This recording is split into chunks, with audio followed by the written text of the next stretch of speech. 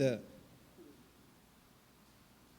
que não haja fruto, ainda que o produto da oliveira minta, todavia nós nos alegramos no Senhor e nos alegramos por um motivo este que vamos estudar aqui nesta noite, dando continuidade na série de estudos, ao qual tem sido ministrada durante todas as terças-feiras aqui.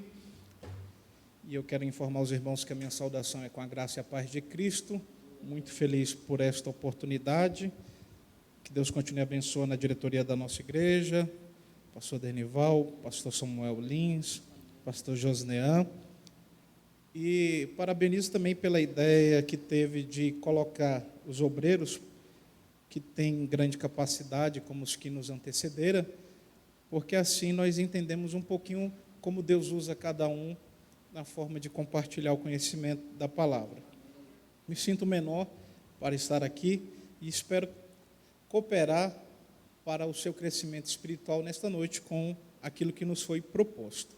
O texto que nós vamos ler se encontra na carta aos Gálatas, capítulo 5, versículo 19.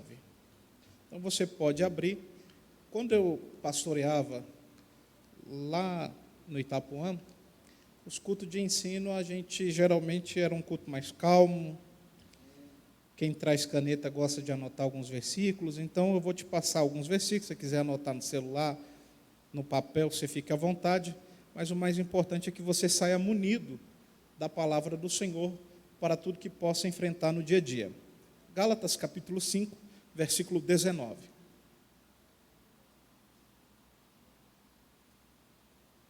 Na semana passada, o pastor Josnean esteve aqui falando sobre a virtude da bondade, uma palavra abençoada que foi ministrada, e hoje nós vamos continuar falando sobre a fidelidade.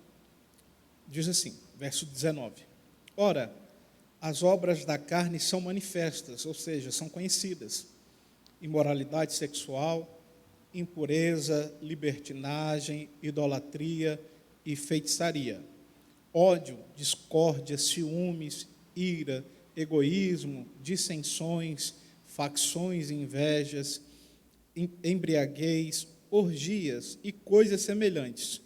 Eu os advirto, como antes já os adverti, que os que praticam estas coisas não herdarão o reino de Deus.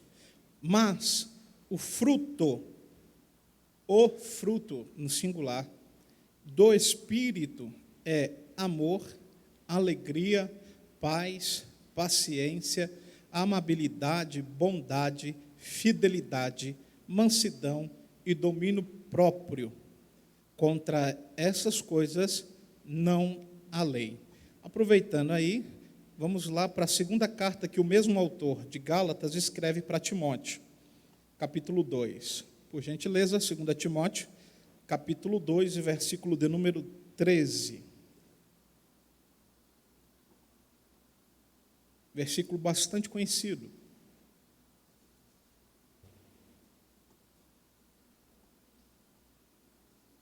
Segunda Timóteo, capítulo 2, versículo 13, diz: Se somos infiéis, ele permanece fiel, pois não pode negar-se a si mesmo.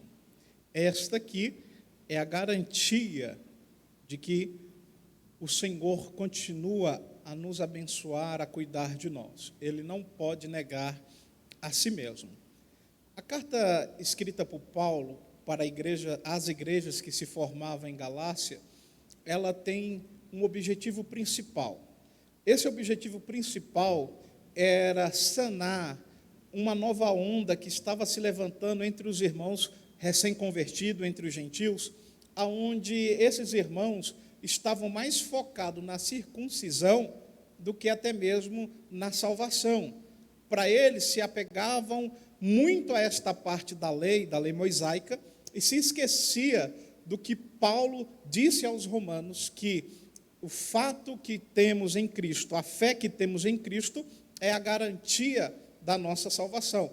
Então, quando chega ao conhecimento de Paulo, que a igreja da Galácia estava entrando por um caminho sem volta, Paulo resolve escrever. E a partir do capítulo 1 até o capítulo de número 6, Paulo vai tentar justificar por que a fé em Cristo é mais importante do que se atentar a esse pedaço da lei. A carta aos Gálatas, ela vai responder 3 principais perguntas. Primeiro, o que é a graça de Cristo? Está lá no capítulo 1, versículo de número 3 e o capítulo de número 3. Em segundo, quais são as bênçãos que a graça de Cristo dá ao crente? E em terceiro, o que nos permite participar da graça de Cristo.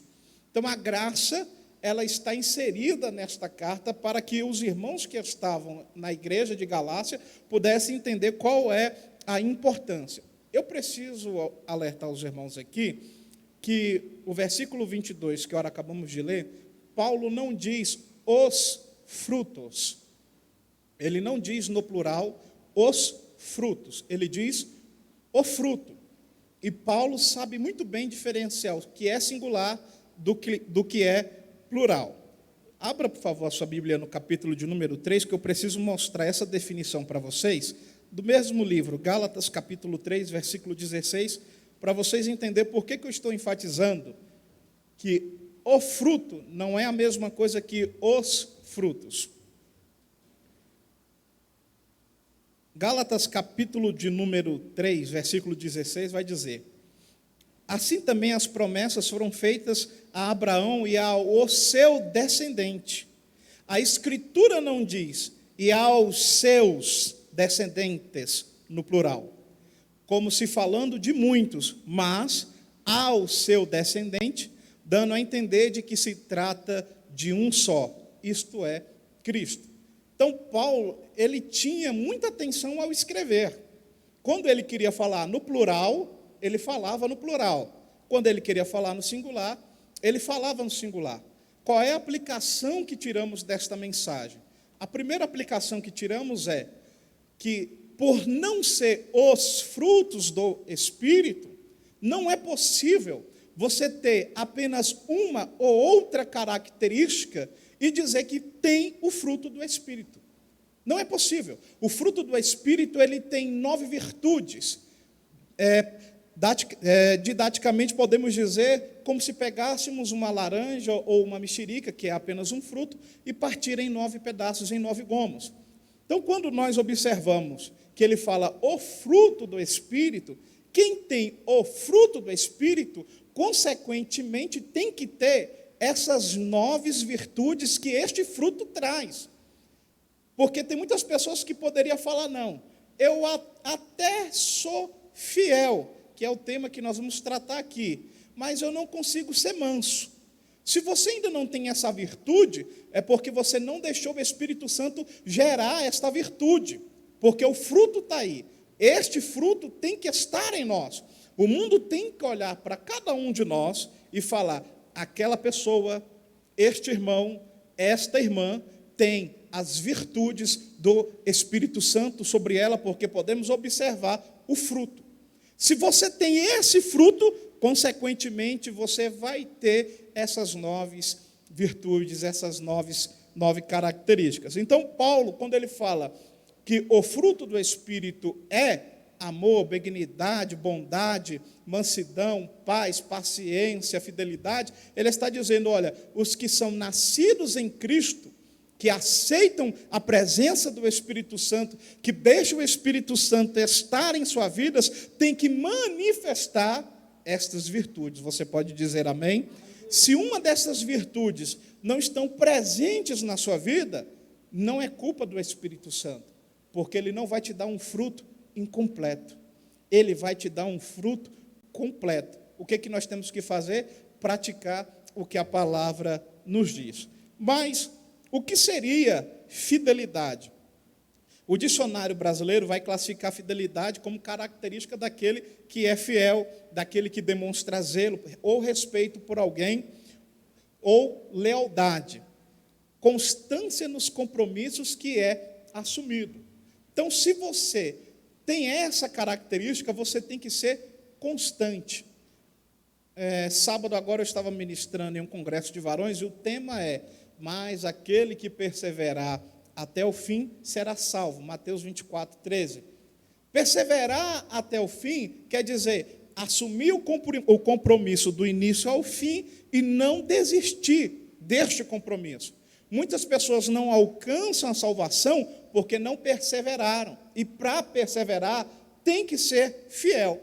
A palavra fidelidade no grego é pitsis. E quando falamos de pitsis, a raiz desta palavra é fé. É claro que não podemos desanexar fidelidade de fé. Se você tem fé, é muito mais fácil você ser fiel ao Deus que te chamou. E quando nós observamos qual é a definição de fé, lá no livro de Hebreus, capítulo 11, versículo 1, o autor vai dizer que a fé é o firme fundamento daquilo que eu não vejo agora, daquilo que eu não tenho agora, mas que eu espero que vá acontecer amanhã. Só quem tem fé pode ser fiel, mesmo não tendo agora, mesmo não observando agora, mas ele tem fé, ele consegue ser fiel porque ele sabe que amanhã ou depois Deus pode responder para ele. Então, esta característica deste fruto, essa parte do fruto do Espírito Santo, ela está inteiramente atrelada à sua fidelidade. Hebreus capítulo de número 11, versículo 6, vai nos falar que sem fé é impossível agradar a Deus. Por que é impossível? Porque sem fé você acaba se tornando uma pessoa infiel para com Deus. E nós vamos aqui debruçar esse conhecimento nos minutos que nos restam aqui. Quando eu pedi para os irmãos abrir a Bíblia na segunda carta que Paulo estava falando com Timóteo, Paulo quis deixar algo bem claro e expressar um dos atributos do Senhor. Que atributo é esse? A imutabilidade. Deus não muda. É por isso que talvez você foi infiel o ano passado, mas está sendo fiel agora, porque o Senhor o aceitou novamente. Deus não virou as costas para você. Ele vai dizer: Timóteo, mesmo que venhamos a ser infiéis, Deus permanece fiel. E isso é importantíssimo, porque atire a primeira pedra quem em algum momento nunca praticou um ato de infidelidade. Quem nunca em algum momento deixou de ter fé, deixou de acreditar. Por muitas das vezes passamos por dificuldades, mas o Senhor, não é porque eu fui infiel ontem, que Ele não vai me aceitar se eu me encurvar diante dEle hoje, porque Ele não pode negar a si mesmo, Ele é imutável. Então, por isso que nós cremos. Salmo, capítulo de número 101, versículo 6 diz: mas os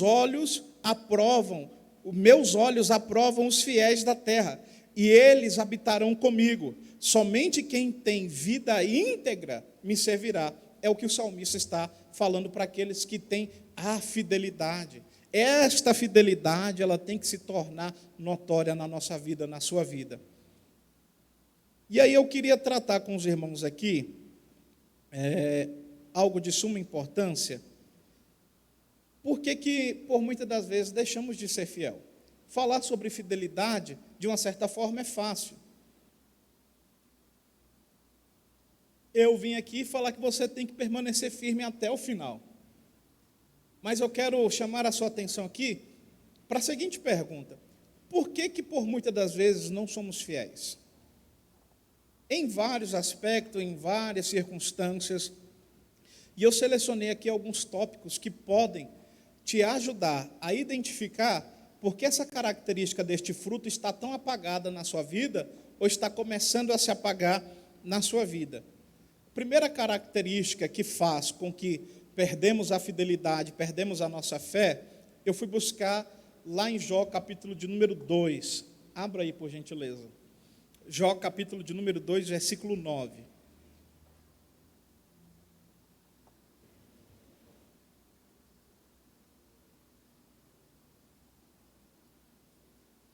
Jó, capítulo de número 2, vai retratar um casal.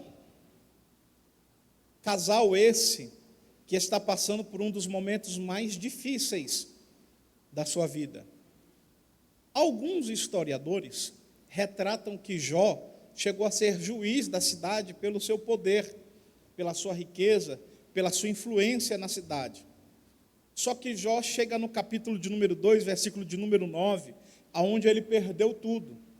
Então repare que este casal, que até então era infiel, está diante de um colapso, aonde a mulher de Jó olha para ele e cita a seguinte frase: você ainda mantém a sua integridade? Amaldiçoe a Deus e morra.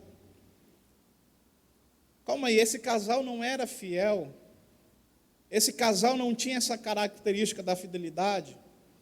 Por que que de um momento para o outro, a esposa de Jó começa a dar sinais de infidelidade para com Deus? Por causa que ela vai perdendo a sua fé vai ficando pouca. Porque você ter fé diante de um cenário em que está tudo bem, em que está tudo tranquilo, venhamos e convenhamos, é fácil. Agora, você entrar na história, entrar no cenário ao qual a mulher de Jó se encontrava, verificar que os seus filhos estão mortos, verificar que a riqueza da sua fazenda acabou, verificar que o seu marido está adoentado. Este cenário é difícil, mas a fé, ela é feita justamente para esses momentos. Para o momento da dificuldade, o momento em que essa dificuldade encontra a nossa casa, encontra a nossa vida, é o momento em que você vai exercer a definição da fé, que eu falei de Hebreus capítulo 11, versículo 1. Ou seja, Jó está diante de uma situação que lá no capítulo de número 40, ele retrata de novo, ele vai falar o quê? Eu sei que no fim o meu Redentor se levantará. Então nós cremos que a fé de Jó, ela até pode ser abalada, mas ela não sofre tanto quanto a fé da sua mulher. E o que Jó vai falar? Jó não fala que a mulher dele é louca. Ele não diz isso, ele diz: como falas uma louca mulher, assim fala você.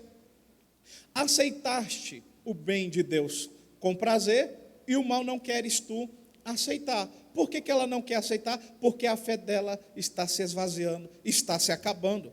Quantos de nós, nos momentos de dificuldade, perdemos a nossa fé? Passamos por uma situação na qual nós falamos: Deus se esqueceu de mim. E a partir do momento que a sua fé ela vai se enfraquecendo, a partir do momento que a sua fé ela vai diminuindo, automaticamente a sua fidelidade com Deus vai sendo afetada. Então, esta praga, a falta de fé, ela não pode alcançar a tua casa, ela não pode alcançar a tua família. O inimigo, ele muitas das vezes não quer te tirar de dentro da igreja, ele quer afetar a tua fé, porque ele sabe que afetando a sua fé, você deixará de ser fiel, deixará de ser íntegro. O que é ser íntegro? É ser inteiro, se entregar por inteiro, ele sabe disso. Por isso que por muitas das vezes a dificuldade vai vir. E o Senhor também, ele nos prova, para que possamos entender qual é a necessidade da nossa fé. Uma história que vai retratar a questão da fidelidade, a questão da fé, está escrito em Números, capítulo de número 13, versículo 27. Abra aí. Números, capítulo 13, versículo 27.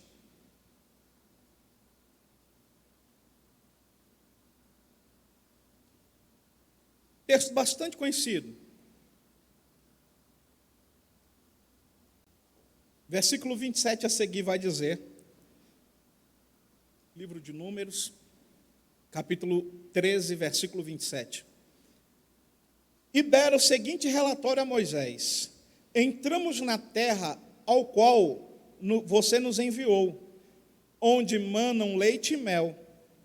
Aqui estão alguns frutos dela, mas o povo que lá vive é poderoso, e as cidades são fortificadas e muito grandes. Também vimos descendentes de Enaque. Os amalequitas vivem no Neguebe. Os hititas, os jebuseus e os amorreus vivem na região montanhosa. Os cananeus vivem perto do mar e junto ao Jordão. Então Calebe fez o povo calar-se perante Moisés e disse: subamos e tomamos posse da terra, é certo que venceremos. Mas os homens que tinham ido com ele disseram: não podemos atacar aquele povo, é mais forte do que nós. E espalharam entre os israelitas um relatório negativo acerca daquela terra. Disseram: a terra para a qual fomos em missão de reconhecimento devora os que nela vivem. Todos os que vimos são de grande estatura. Os filhos de Enaque eram os gigantes da época, tinham uma grande estatura. Mas o que eu quero chamar a sua atenção é que, diante deste cenário de conflito, você vai verificar duas classes de pessoas.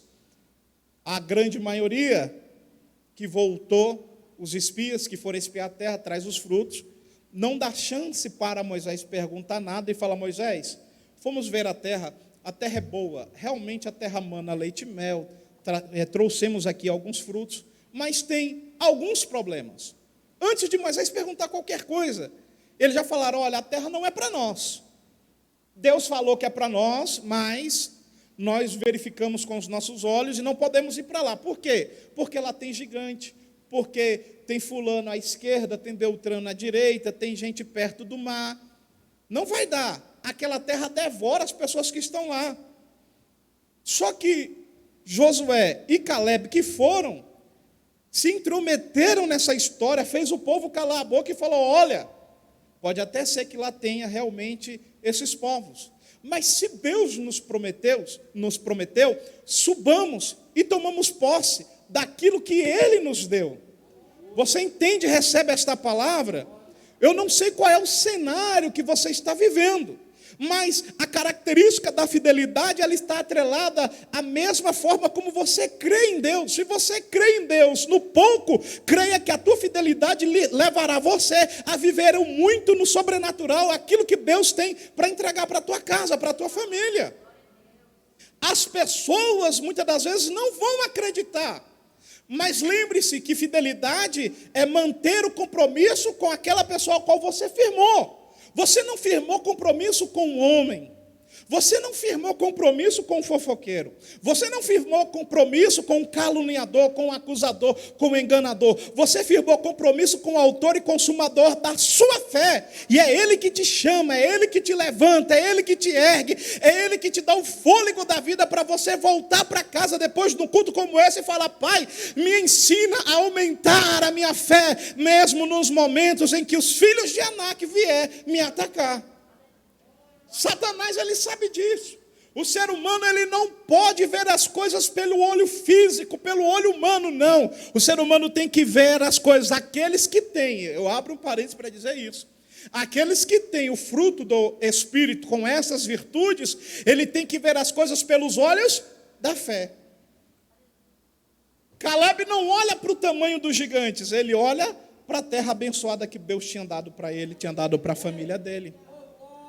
Se nós formos olhar para o tamanho do gigante, vocês, ou quem olhar, irá se acovardar como se acovardou Saul e os seus guerreiros.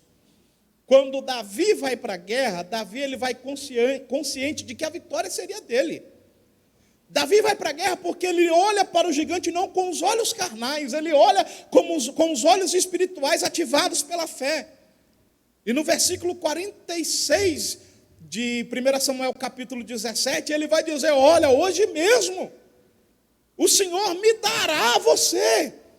Ou seja, antes de vencer Davi aqui embaixo e o gigante lá em cima, ele olhando para o gigante, afrontando o gigante, ele ativa a fé dele, porque ele sabia qual era o Deus que ele cria. Repare que sempre durante o percurso ele estava dizendo: olha, este gigante Golias está afrontando o exército do Deus vivo, o Deus vivo ao qual eu tenho a minha fidelidade, a minha integralidade. E antes da batalha acontecer, ele já olha para o gigante e fala: eu vou vencer esta batalha. É assim que nós temos que encarar a situação. É assim que nós temos que encarar os momentos difíceis ao qual nós passamos. Fidelidade não pode estar atrelada ao momento em que você está vivendo. Porque, repito, ser fiel quando as coisas estão boas é fácil. Vamos para um outro texto para vocês entenderem a diferença entre ser fiel e não ser fiel. Como a fé, ela é capaz de levar o ser humano a outro patamar. Daniel capítulo 3, versículo 17.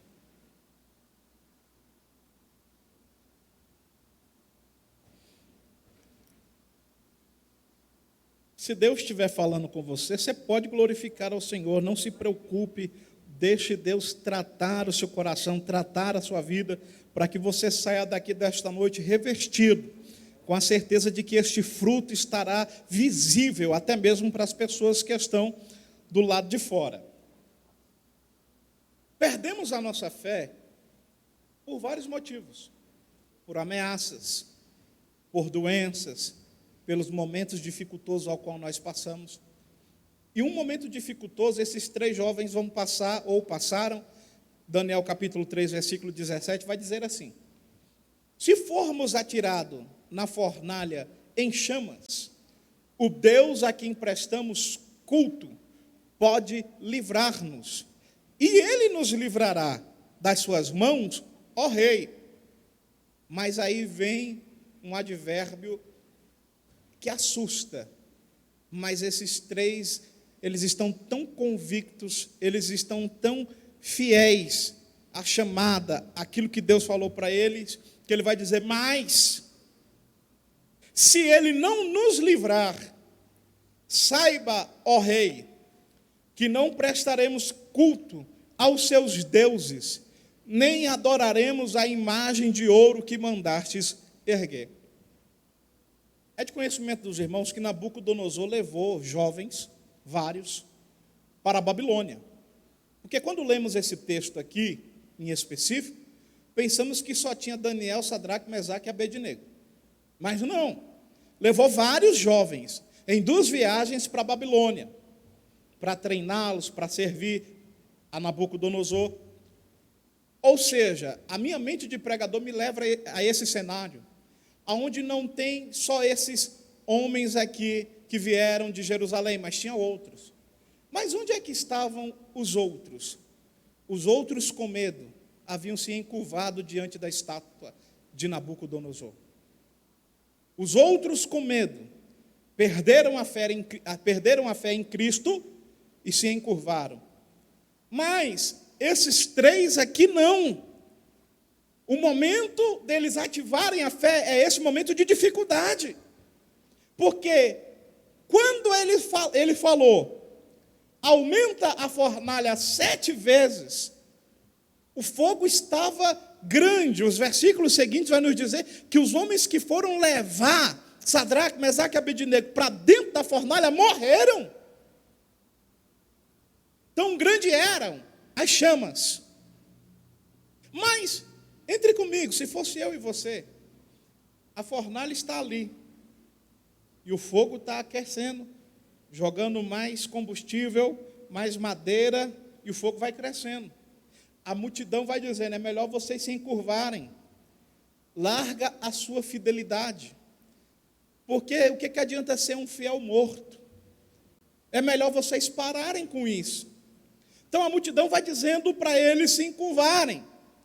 Nabucodonosor estava tão aflito que ele falou: eu vou dar mais uma oportunidade para vocês. É melhor vocês se encurvarem. E toca-se os instrumentos e eles não se encurvam. E a primeira fala deles é: olha, nós não nos encurvaremos a outros deuses. Eu vou repetir: nós não encurvaremos a outros deuses, porque Ele há de nos livrar.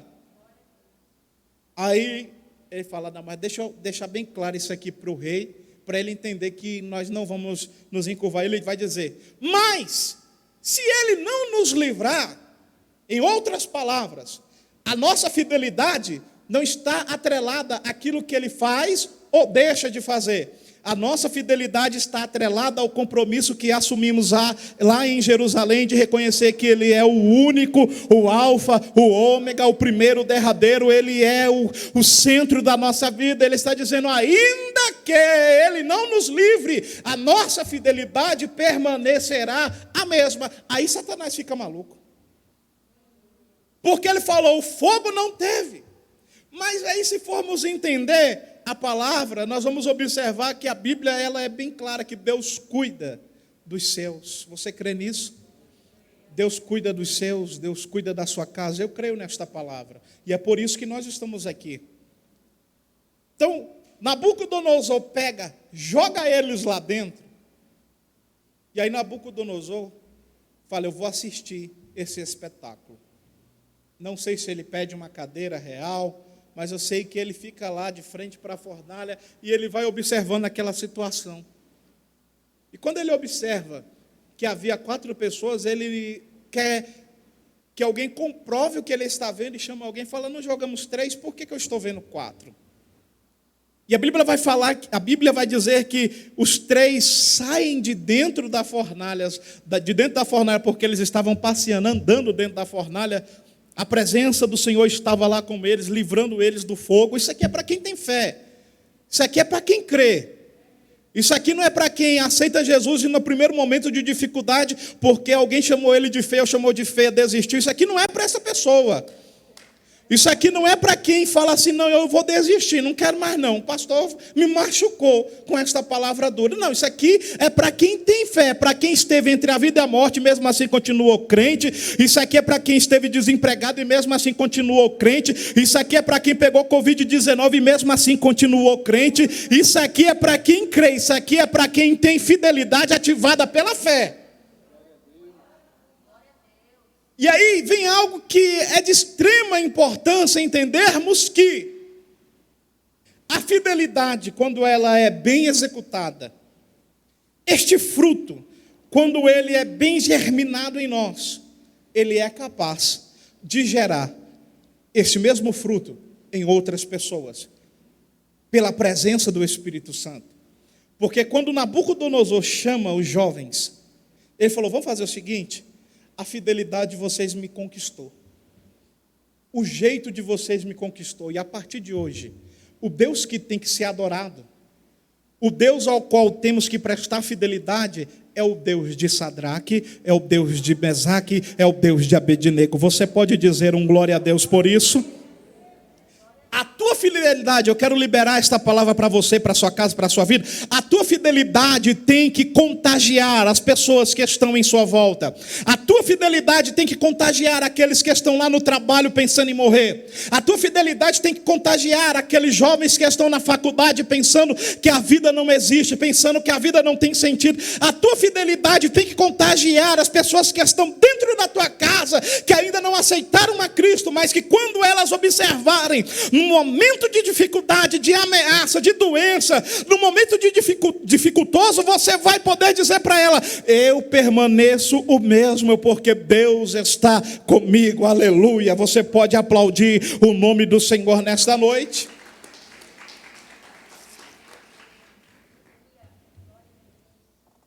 Fidelidade. Então, o primeiro motivo que eu queria trazer para os irmãos que acaba afetando a nossa fidelidade é a perca de fé. Então, se você percebeu que está perdendo a fé, é hora de você orar mais. É hora de você buscar mais. Pedir orientação ao Senhor. É hora de você ler mais e falar, pai, o que está acontecendo comigo? Fazer um autoexame que o próprio Paulo fala. Você olhar e falar, onde é que eu estou errando? Eu preciso fazer com que o Senhor esteja mais intenso na minha vida. Porque a fé, ela é muito diferente do primeiro momento em que você aceita Cristo, que nós chamamos o primeiro amor, para a continuidade da sua vida cristã. Posso lhe dar um exemplo? Eu aceitei a Cristo dia 2 de março de 2003. E eu me lembro que um mês depois eu estava trabalhando, vigiando o carro.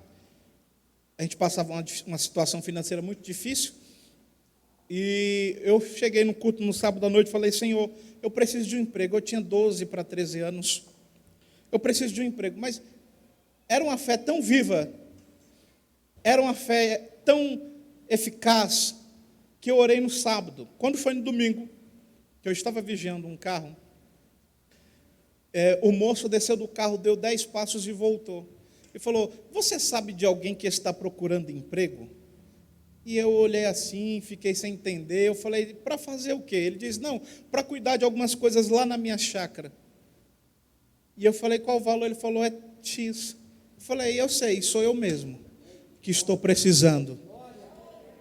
Na época ele pagava R$10 por cada dia que eu trabalhava. R$10 valia muito, viu, irmão? Não é igual hoje, não. R$10 você fazia muita coisa mesmo. Mas o que eu quero lhe dizer é que esta fé, ela tem que estar marcada na nossa vida durante toda a nossa vida.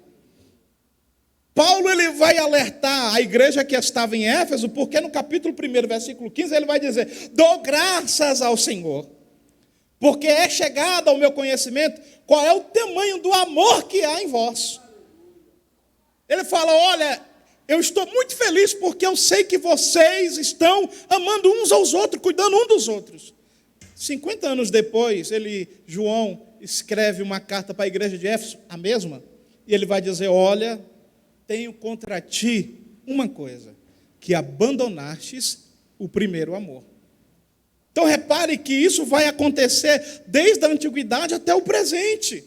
Então é hora da gente olhar, repreender o que está acontecendo de errado e falar: Pai, eu quero ter a minha fidelidade contigo intacta. E para a minha fidelidade estar contigo intacta, eu tenho que ter fé, mesmo no momento de dificuldade. Você pode dizer amém? O segundo motivo que pode minar a tua fidelidade, terminar com a tua fidelidade, é o egocentrismo. A pessoa egocêntrica, ela coloca a sua vontade, os seus desejos no centro. O ego dela é o centro para tudo. Então, as decisões que ela toma não é pautada no que Deus fala, no que a Bíblia fala, é pautado naquilo que ela acha que deve ser. Temos exemplos na Bíblia? Temos. A gente vai pesquisar alguns aqui. 2 Timóteo capítulo 3, versículo 2, quem quiser acompanhar e anotar. 2 Timóteo capítulo 3, verso 2. O mesmo Paulo, é o mesmo, vai dizer: porque haverá homens amantes de si mesmo, avarentos, presunçosos, soberbos, blasfemos, desobedientes a pais e mães, ingratos e profanos. Pessoas egocêntricas. Anota aí, Romanos 15, versículo 1. Mas, Romanos 15, 1. Mas nós, que somos fortes, devemos suportar as fraquezas dos fracos e não agradar a nós mesmos. O que ele está dizendo? Não é porque você é forte que você vai desprezar o fraco. Não é porque você está forte hoje que você vai desanimar aquela pessoa que está fraca. Pelo contrário, ele vai dizer: não agradar a nós mesmos, não satisfazer o nosso ego. Tiago capítulo 5, versículo 16. Tiago 5,16 diz: confessai as vossas culpas uns aos outros, e orai um pelos outros, para que sareis. A oração feita por um justo pode muito em seus efeitos. Ele está dizendo: olha, não é para você orar só por você. Não é só para você tomar essa decisão por você, mas é para você fazer pelo coletivo, fazer pelos outros. E o texto mais claro, que o próprio Deus vai agir e interferir na história, eu queria que você abrisse a sua Bíblia, Ageu capítulo 1. Esse texto é muito claro do quanto é perigoso colocarmos os nossos desejos, os nossos anseios à frente daquilo que o Senhor tem para nós. Ageu capítulo 1, abra aí, versículo 6.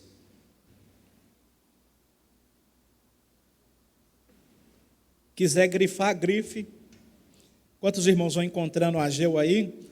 Talvez é uma página da Bíblia que faz tempo que você não lê, né? Mas está aí. Eu quero falar com os irmãos que estão nos acompanhando pela internet. Você que ainda não se inscreveu no nosso canal da igreja, se inscreva, compartilhe, para que muitas palavras ao qual o Senhor tem colocado aqui, através dos seus servos, possam chegar a pessoas que precisam. Então compartilhe aí, se inscreve no canal, um lugar onde Deus é adorado. Ageu capítulo 1, versículo 6. Isso aqui é o próprio Deus falando, eu preciso deixar claro. usando um profeta. O nome desse profeta, Ageu. Deus vai atrás de Ageu para acertar alguns detalhes que estava saindo do rumo. Semeais muito e recolheis pouco. Comeis, mas não vos saciais. Vestivos, mas ninguém se aquece. O que recebe salário, recebe para pô-lo num saco furado. Versículo 9. Esperaste muito, e eis que veio pouco. E esse pouco, quando trouxestes para casa, eu o dissipei com um sopro. Ele está dizendo, eu acabei. Por quê? Diz o Senhor dos Exércitos. Por causa da minha casa, que está deserta, enquanto cada um de vós se ocupa com a sua própria casa. Por isso, retém os céus o seu orvalho, e a terra os seus frutos. Olha que palavra poderosa. Talvez tem muitas coisas emperradas na sua vida, que podemos, por analogia, dizer que você está fazendo por você, e não está fazendo pelo Senhor. Quer destravar, desemperrar algumas áreas da sua vida, entenda que a fidelidade não pode estar submetida ao egocentrismo, onde você fala, primeiro eu. Lá no interior eles falam, primeiro o meu angu, depois os dos outros, se sobrar. Então, primeiro a minha casa. O cenário aqui é um cenário em que Israel recebe a carta de libertação da mão de Ciro. Esdras veio na frente reestabelecendo o culto. Esdras capítulo 3 e 4 conta. E alguns judeus que estavam voltando para casa, porque boa parte não queria voltar, alguns que voltaram, foi voltando para casa. E o que eles faziam? Eles iam no Líbano, buscavam madeira, mas a madeira não era para edificar a casa do Senhor que havia sido destruída. A madeira era para levantar as suas casas. E o que foi acontecendo? Passa dia após dia, a casa do Senhor continua quebrada, não tem culto, não tem como fazer o culto nesse ambiente, porque o povo está preocupado, cada um em edificar a sua casa, cuidar das suas coisas, e o louvor, a adoração, a palavra vai ficando de lado. Aí Deus fala, não, isso aqui está errado. Eu sou o Criador. A criatura não quer adorar o Criador, eu preciso chamar a atenção dessa criatura. E levanta um profeta. E fala, olha, Ageu, vai lá e fala dessa forma. Eles plantam, mas não estavam colhendo. Ele fala, olha, por causa desse egocentrismo de vocês, aonde o desejo de vocês é mais forte do que a fidelidade para comigo, retém os céus os seus orvalhos. E a terra o seu alimento, os seus frutos, não vai ter nada. O princípio da fidelidade é permanecer firme no propósito ao qual foi pré-estabelecido entre as partes. E quando nós aceitamos a Cristo, nós entendemos que devemos buscar ao Senhor em primeiro lugar. E as suas coisas, a sua justiça, porque as demais coisas nos serão acrescentadas, não é o contrário. Primeiro as minhas coisas, depois o reino dos céus. O princípio da fidelidade está aqui. Se você aceitou isso, você tem que entender e rever alguns conceitos que podem estar fora. Ageu chama alguns para olhar o templo, e aí lá no versículo de número 9, do capítulo 2, a seguir, ele vai falar, uai, vocês estão vendo esta casa? Está destruída. E no versículo de número 9 a seguir ele vai dizer, para vocês talvez essa casa não vale nada, mas eu quero dizer que a glória da segunda casa será mais forte, será maior do que a glória da primeira casa. Você sabe por que esta palavra é liberada para aqueles irmãos que estavam ali? Porque ele estava falando, a partir do momento em que vocês voltarem a ser fiéis, verdadeiros, a minha glória virá com mais força. A minha glória virá com mais unção, a minha glória se fará presente. Ele está falando, olha, para com aqueles que são fiéis, não há momento dificultoso que possa impedir o agir das minhas mãos, o agir da minha glória. A minha glória será maior, independe do ouro que Salomão havia colocado no templo.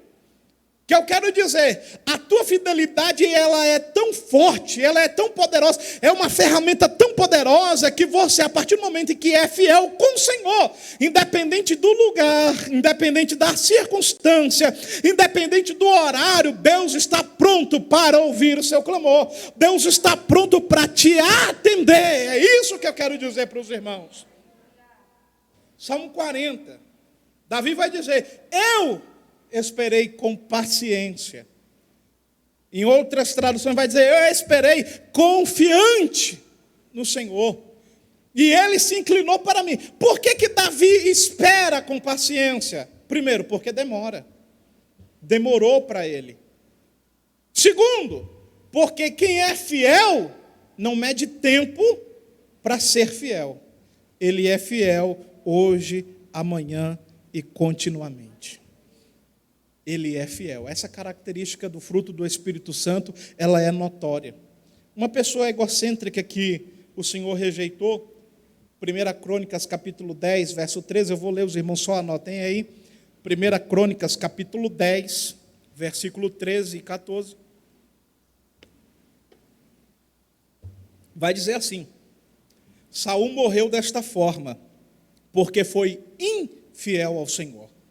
Não foi obediente à palavra do Senhor, e chegou a consultar uma médium em busca de orientação, em vez de consultar o Senhor. Por isso o Senhor entregou a morte, e deu o reino a Davi, filho de Jessé. Está entendendo isso? Saul falou, não, quem manda aqui sou eu. E, em vez de consultar o Senhor, eu vou consultar uma feiticeira. Saul deixa de atender à vontade do Senhor, para atender a sua própria vontade.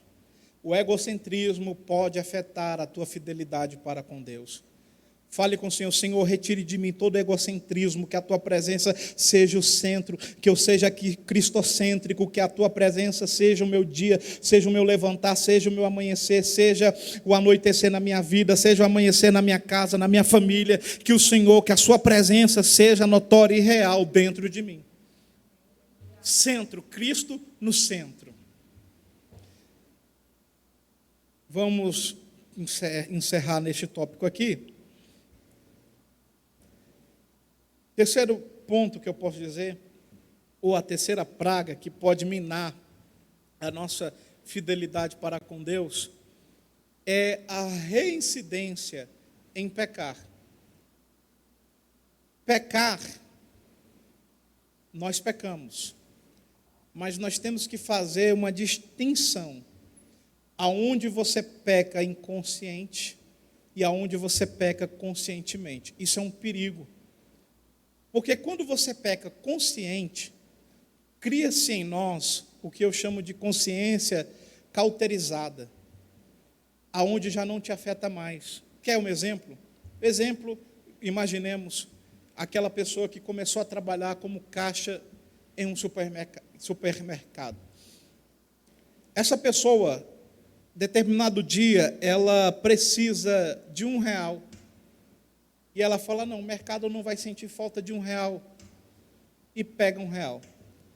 A consciência no primeiro dia dessa pessoa talvez até pesa. Ela fica com medo, com receio, mas comete o erro, comete o pecado do furto. E aí, passa 2, 3 dias, ninguém percebeu, ninguém desconfiou de nada, e agora ela está precisando pagar uma dívida de R$10, a pessoa está cobrando, ela está agoniada, ela está angustiada, e ela pega R$10 no caixa desse mercado, e fala, não, ninguém percebeu, R$10 também para uma empresa que fatura milhares não vai fazer diferença, e ela comete de novo. A consciência dela já nem pesa mais tanto. E pela terceira vez ela fala, se deu certo com 1, deu certo com 10, pode dar certo com 100. E ela observa, quando a consciência já está cauterizada, a pessoa já sabe como fazer. a pessoa já não se preocupa mais. Então ela observa qual o melhor momento, ela pega os R$100, vai para casa e nada acontece. Eu quero lhe dizer, para esse mercado pode até ser que nada dê errado para ela. Pode até ser. Mas Deus há de passar pelo fogo todas as nossas ações. Há de passar pelo fogo as nossas obras.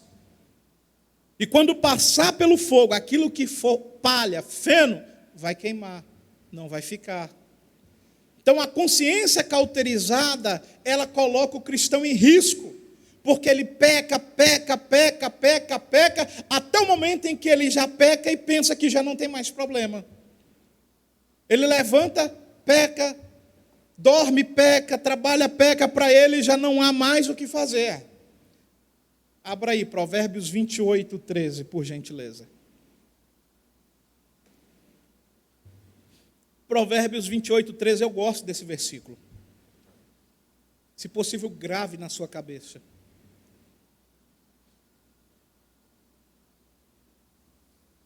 Porque à medida que pecamos, nos distanciamos de Deus.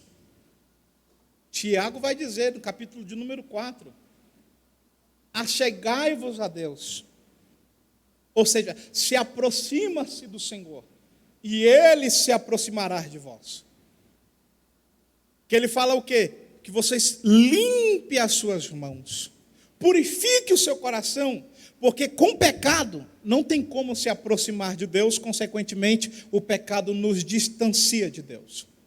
Provérbios 28:13 vai dizer, quem esconde os seus pecados não prospera. Por aqui eu já poderia encerrar.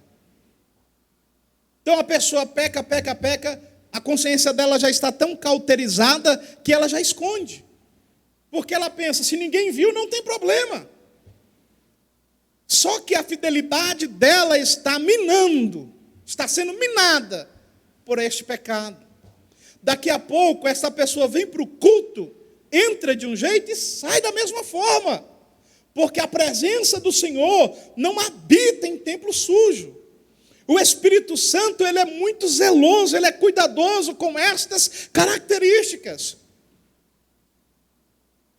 Quem esconde os seus pecados não prospera, ponto.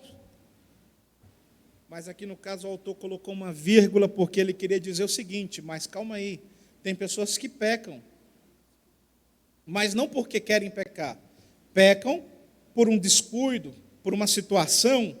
Ele vai dizer, mas quem confessa os seus pecados e abandona, encontra, alcança misericórdia. Conseguem ver essa distinção? Não adianta só falar, Senhor, eu errei. Senhor, eu pequei.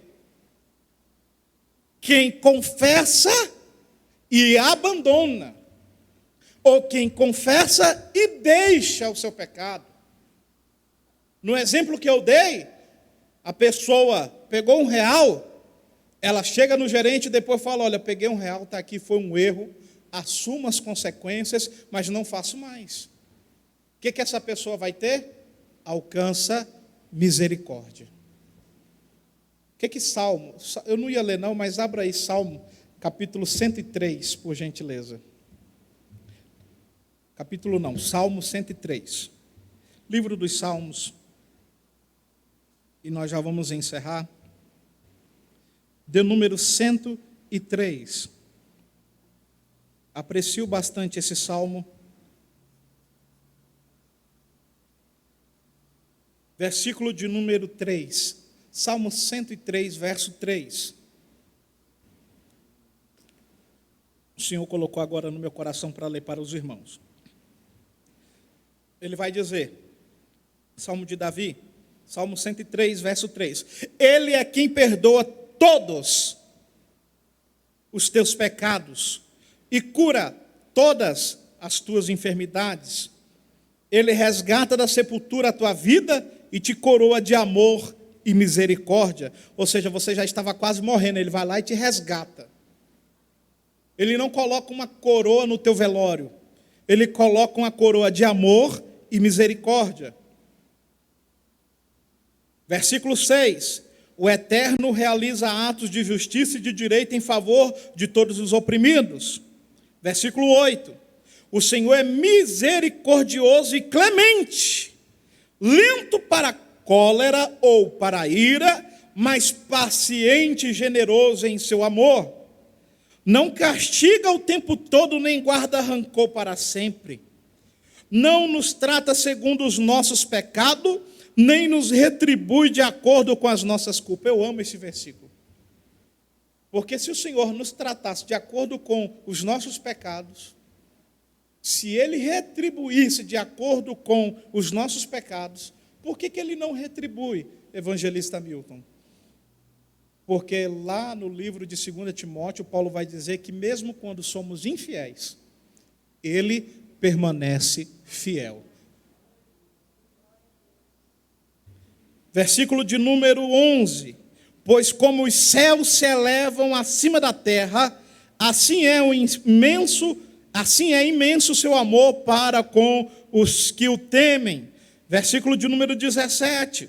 Mas o amor leal do Senhor é desde sempre e para sempre, para aqueles que o temem. E quando ele fala o temem, é porque quem teme a Cristo corre do pecado. E quando peca, ele confessa e deixa, ele confessa e abandona o pecado e alcança esta misericórdia que é longânima, esta misericórdia que é grande da parte do Senhor. E a sua justiça para os filhos de seus filhos. Amém? Esse salmo é importante para nós compreendermos que, se pecarmos, pedimos perdão para Ele, e Ele nos perdoa. Não pode você viver no pecado. O pecado não vai mudar o relacionamento de Deus para com você. O pecado muda o relacionamento que eu tenho para com Ele, que você tem para com Ele. Porque a partir do momento em que você confessa e deixa o pecado, Deus ele não vai criar um novo relacionamento. Ele é o mesmo, Ele continua sendo o mesmo. O que vai mudar é que você vai conseguir se aproximar, criar intimidade com Ele, por causa dessa característica chamada fidelidade. João capítulo 8, versículo 34, Jesus respondeu, disse: digo a vocês a verdade, todo aquele que vive pecando é escravo do pecado. A constância em pecar afasta o homem de Deus, porque aquele que está em Deus, que está em Cristo, é livre. Mas aquele que está no pecado é escravo do pecado. Romanos capítulo de número 8, versículo 1, portanto agora já não há condenação para os que estão em Cristo Jesus, porque por meio de Cristo Jesus, a lei do Espírito de vida me libertou do pecado e da morte. Amém? Podemos orar? Você pode ficar de pé? Porque agora já não há mais condenação. Eu acredito nesta palavra. Para que você tenha uma vida abençoada, para que você tenha uma vida próspera, se apegue a esta virtude do fruto do Espírito. Que você fale: Senhor, não me permita ser infiel, não me permita desistir da Tua presença, não me permita apagar a minha fé, não me permita envaidecer com aquilo que eu conquistei mediante as Tuas misericórdias. Não me permita achar que eu sou a pessoa tal, não me permita achar que eu sou melhor do que Beltrano, do que Ciclano, não, Senhor. Mas me permita reconhecer que sou apenas um adorador, um verdadeiro adorador, uma verdadeira adoradora. Me permita, Senhor, enxergar que as Tuas mãos estão dentro da minha casa. Feche seus olhos, vamos orar. Pai, que esta pessoa que aqui está, os que estão nos assistindo online, que o Senhor possa visitá-los, guardá-los, para que eles possam permanecer firmes no dia da adversidade. A palavra do Senhor é fiel para cumprir. O Senhor não é homem para que minta, e nem filho do homem para que se arrependa. Falando o Senhor não cumpria, prometendo o Senhor não faria. Nós cremos em todas as suas promessas, e a maior promessa que nos mantém de pé fiéis a ti, Senhor, é a promessa de que o Senhor irá buscar uma igreja lavada e remida no sangue do Cordeiro, Pai. Que esta palavra, meu Pai, do arrebatamento esteja marcado na nossa memória, esteja marcado, meu Pai, no nosso coração, para que possamos entender qual é a importância, qual é a dimensão da fidelidade do homem para contigo, Senhor. Pai, muito obrigado pela força, pela saúde, pela riqueza, por tudo aquilo que o Senhor nos confiou. Muito obrigado, Papai, por causa das tuas misericórdias, entendemos que não somos consumidos, Pai. Elimina de nós toda consciência cauterizada pelo pecado, elimina de nós tudo aquilo que não provém de ti, Senhor, tudo aquilo que nos afasta, os desejos carnais que afastam a presença do Espírito Santo, elimina, Papai.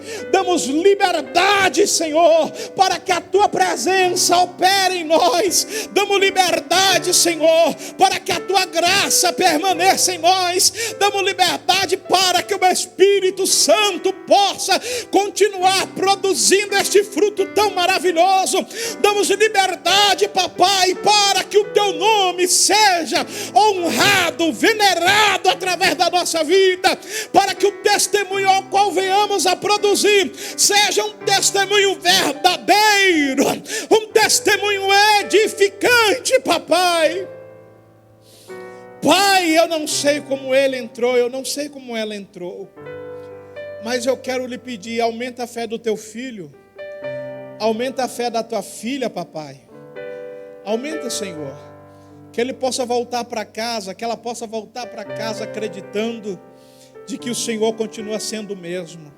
Permita-me, Papai, agradecer por todos que estiveram presentes, pela equipe de louvor, pelos irmãos que trabalham, meu Pai, com os equipamentos para levar esta mensagem aos lares dos nossos irmãos. E pedimos que mesmo num momento de crise como essa a qual estamos passando no Brasil, que a nossa fidelidade permaneça intacta contigo, Pai. Muito obrigado por tudo. Você pode aplaudir ao nome do Senhor? Devolva a oportunidade.